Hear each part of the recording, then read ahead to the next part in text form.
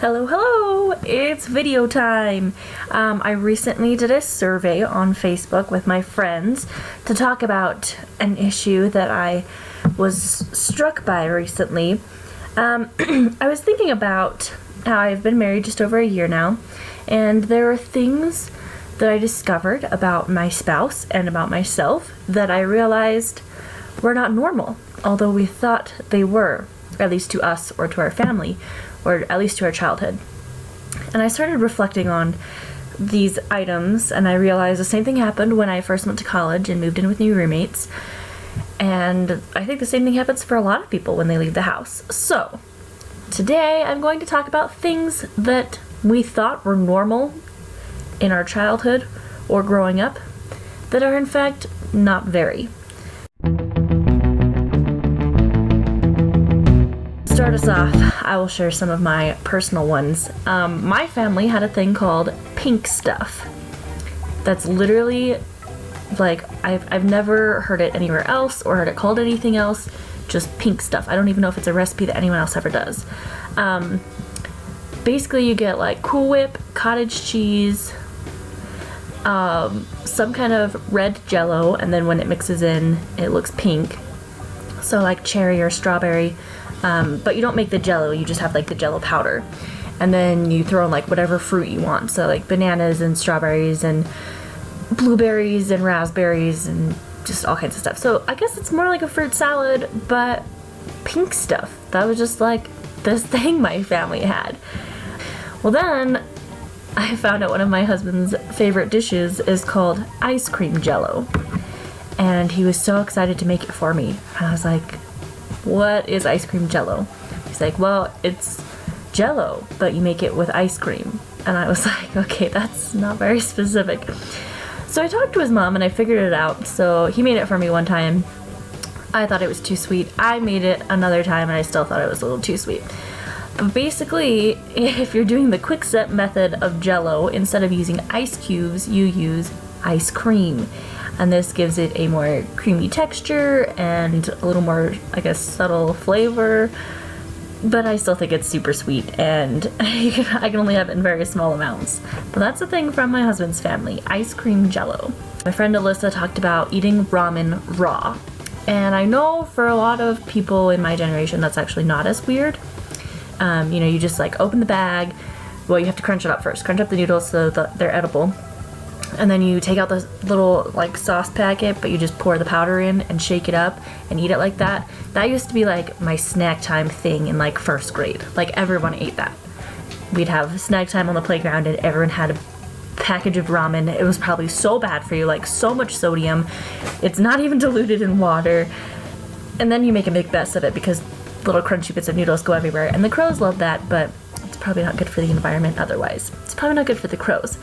So Alyssa, that one I don't think is quite as weird. However, my younger brother, he would do something really weird. I guess he was just impatient about like boiling water or something. Or I guess boiling water and then cooking the noodles, because he would boil the water and then he would pour it in a bowl of noodles, of dry noodles, and he'd let it sit for like a minute and then he would eat it like that. Like, he wouldn't even cook the noodles. And I thought that was, like, so gross. I was like, oh, your noodles need to be al dente, boy. But, I'm still pretty sure he would eat it like that today. Whatever, whatever floats your boat. Another one I love about my husband is the way he eats tacos. I know that sounds weird, and how many ways can you eat a taco? It's a taco. So he actually has to eat his first two tacos. If this is your taco, oh, that's pretty good shape. Instead of starting turning it and going from the side, he has to start from the middle, like the top, where there's just like cheese and lettuce. So he like bites into it, even a soft taco. He's got it like that. And he just bites into it like that. I'm like, you don't even get any meat in that bite. But he'll bite it like that, like a big bite, and then he'll pull it apart, and then he'll eat the two halves like that. And then he'll eat his other tacos normal. But the first two, he always has to start in the middle. And I don't get it. I always think that the cheese needs to go under the lettuce anyway, because then it can't melt otherwise, like melt on the meat and be like delicious and gooey and amazing. But whatever floats his boat. I love all these things that were shared with me because they seem weird to me, or or seem like they would be weird to other people, and maybe they are, but honestly, I think it's great. You know, people have their things, and it's their comfort when they need it, when they're away from home, and it's their thing, and they rock it. To share some other ones, this one I do struggle with. My friend Rachel Martinez said she eats cinnamon twists dipped in nacho cheese from Taco Bell. So the Taco Bell cinnamon twists, and she get like a thing of nacho cheese and dip her cinnamon twists in the nacho cheese. I don't know if it's like the savory and sweet combination that she likes, but you go, Glen Coco. She also would eat peanut butter and jelly sandwiches dipped in chicken noodle soup. Another one I have from growing up was hot tang. So when I grew up overseas, I don't think I knew a lot of other people that actually even drank tang, but then I was in college and I asked one of my roommates to make me tang one time because I was getting a sore throat, and hot tang was my go-to for a sore throat. My mom and sister would always have like a warm tea or something to help them, but I never liked tea. It could never get sweet enough. So I would drink hot tang, and that's how I'd always had it. I'd never had cold tang. But I asked a roommate to make me hot tang, and she was like, ew, what? I was like, hot tang, like, it's for my throat. It's warm and comforting. And she was like, that's not a thing. It totally is a thing. I did have some other friends agree with me that it is a thing for them. But apparently some people have never had hot tang. That's okay. If you want to, I don't think it's very bad. Like I said, I use it for a sore throat. That's nice. If you don't like tea, try hot tang. My friend Carrie Harlan said hot lemonade. I don't know if that was for a similar purpose as the hot tang, but hot lemonade is her go-to drink. Another friend, Marin Smith, said peanut butter pickle sandwich. People used to think this was just like a pregnancy craving for her, and she would always have to tell them, nope, that's just a thing, just what I like.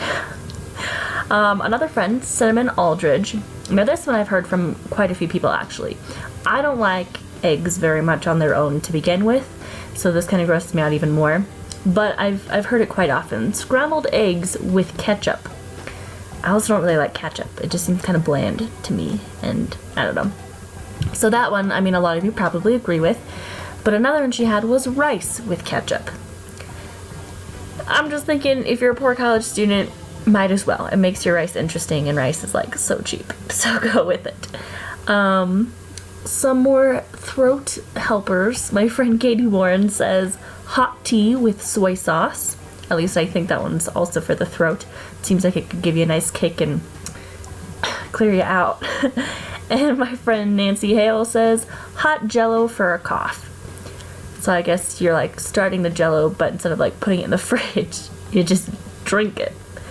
Seems a little too sugary for me, but I mean, I'm sure it would taste good. I don't know how much it would help with your throat. Hot jello for a cough. Along with medications, my Uncle Kurt claims that Sprite is a medication. Now, I don't want to argue on this one because I believe that any kind of clear, bubbly soda pretty much always helps with a stomach ache. Sprite, 7-Up, ginger ale. Ginger ale more because, you know, ginger's supposed to help your stomach, but I always feel like it's the bubbles that help more. So even a regular soda with bubbles, I would probably drink. But my preference would be like a clear one to cut down on like the sugars and syrups and stuff. So I don't know, Kurt, do you use Sprite for other things than just a stomach ache? I'm interested to know. Some fun ones that I thought were more just kind of a generational thing. Both my mom and Nancy Hale talked about how their moms would make them swimsuits and pajamas. Now Nancy says she didn't buy her own swimsuit or pajamas until college, which is quite a while. But my mom said her mom also made her swimsuits and pajamas, and also my grandma cut my mom's hair until my mom was 15, and my grandma was not experienced, like she wasn't a hairdresser. But I kind of feel like if you can do it, go for it. I mean, I'm not, like, I can do hair, but I don't really cut hair. But I cut my husband's hair all the time because it's cheaper. I mean, $15 that could buy him a haircut. You buy a hair cutting kit and you can cut their hair all the time. You You can look up tutorials, like it's not as hard. So I don't know if I trust myself on women's hair, but my grandma was probably doing it since my mom was little, and she just made it work. And I've seen pictures. My mom was pretty adorable, so I'm not gonna bash my grandma for that. And as far as making clothes, I think that's great. I always kind of wanted to like have someone make, like, custom make me clothes and custom fit them and stuff. I'm sure I have some outfits from when I was younger that had been like handmade.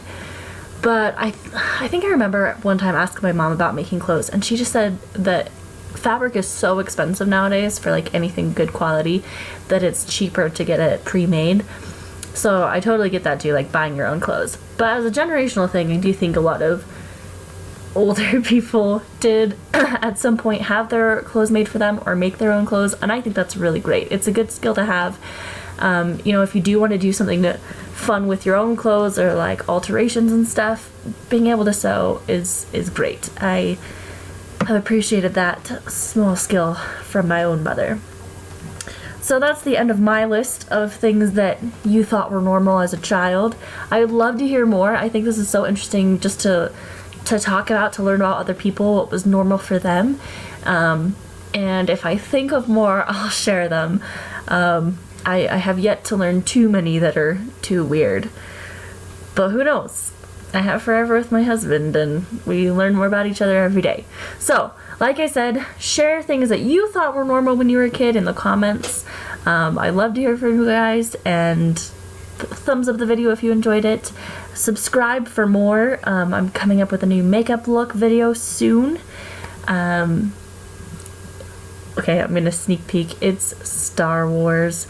There's a Magic Kingdom dance coming up at the college that my husband and I are going to, and we're going as Han and Leia. And I got like a really awesome costume, and I'm doing the hair and everything. But how do I do that hair with short hair? You'll find out in the next video.